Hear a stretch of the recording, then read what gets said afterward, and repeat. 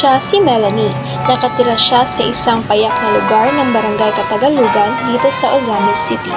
Ang kanilang bahay ay napapaligiran ng tubig, dagat at malapit ito sa port, ngunit maraming mga basura ang nakalitaw sa dagat, kaya si Melanie ay nababahala na sa kanyang sitwasyon sapagkat hindi lang nakakasira sa pananaw ang mga basurang makikita dito, pati na rin ang masangsang na amoy na dulot ng mga basura. Diyos ko po! Kailan ko po ba mararanasan ang buhay na malayo sa polusyon?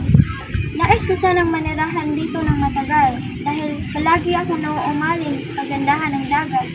Ngunit sinisira naman ito ng mga basurang ito. Habang nagmumuni-muni si Melanie, narinig ito ng isa niyang kapitbahay na si Alvia at agad niya itong nilapitan. Narinig ko ang iyong hinaing at parehas kami. Matagal rin ako na masolusyonan ang polusyon sa ating lugar. Dahil isang taong gulang pa lang ako, dito na kami naninirahan. Ngunit hanggang ngayon wala pa rin naaaksyonan ang gobyerno. Talaga ba, Alvia? Bakit hindi ito sinusolusyonan ng gobyerno? Sayang naman ang kagandahan ng lugar. Ano ba ang sanhi nito?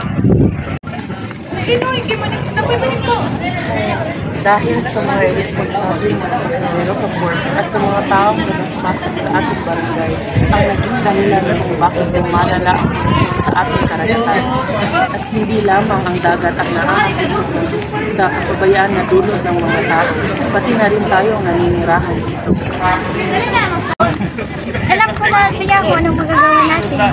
Kung hindi kayang solusyonan ng gobyerno ito, tayo ang gagawa ng action upang matugutan ang issue nito. Ipunin natin ang ating mga kapitbahay at magsagawa ng clean up drive. Maaari maging nakaating pero kung magtulong-tulong tayo, hindi malabo sa sunod ng mga araw. Kailangan natin ang